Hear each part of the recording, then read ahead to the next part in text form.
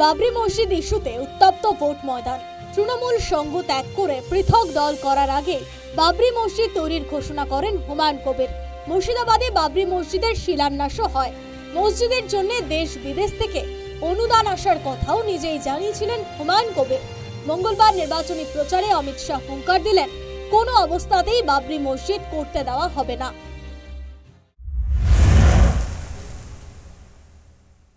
अरे ममता बनर्जी का चट्टा पट्टा हुमायूं कबीर वो कहता है कि बंगाल की भूमि पर हम बाबरी मस्जिद बनाएंगे। ममता बनर्जी कान खोलकर सुन लो, ये बंगाल हिंदुस्तान में है, भाजपा सरकार आने वाली है। बंगाल की भूमि पर कोई माई का लाल बाबरी मस्जिद नहीं बना सकता।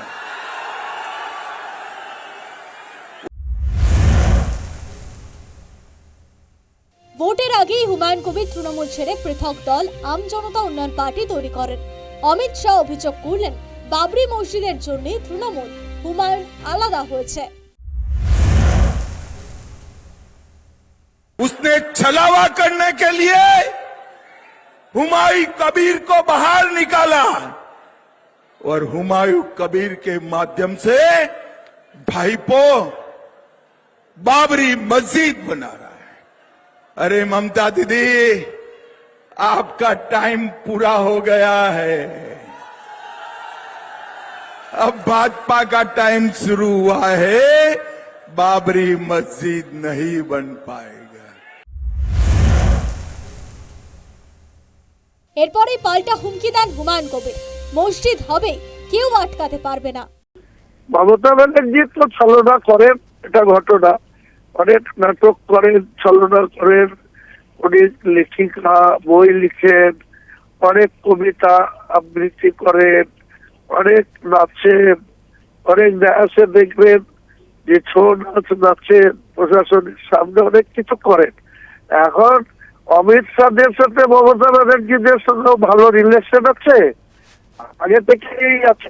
মোদীজির সঙ্গে মমতা ব্যানার্জির ভালো রিলেশন আছে, কাজে উনি কতটা ছলনা জানেন, কতটা ছলচাতুরি জানেন, তো অমিত শাহ ভালো বলতে পারবে।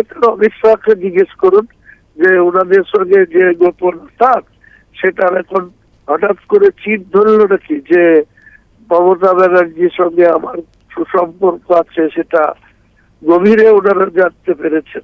হুমায়ুন কবিরের একটি ভিডিও প্রকাশ করেছে তৃণমূল সূত্র। সেই ভিডিওতে হুমায়ুন কবির বিজেপির সঙ্গে সেটিং এর কথা স্বীকার করতে শোনা গিয়েছে। সেই ভিডিও সত্যতা যাচাই করেনি নিউজ টাইম। পরে হুমায়ুন সেটিং তত্ত্ব উড়িয়ে দেন। নরেন্দ্র মোদীও নাম না করে এআই দিয়ে ভিডিওর কথা বলেন।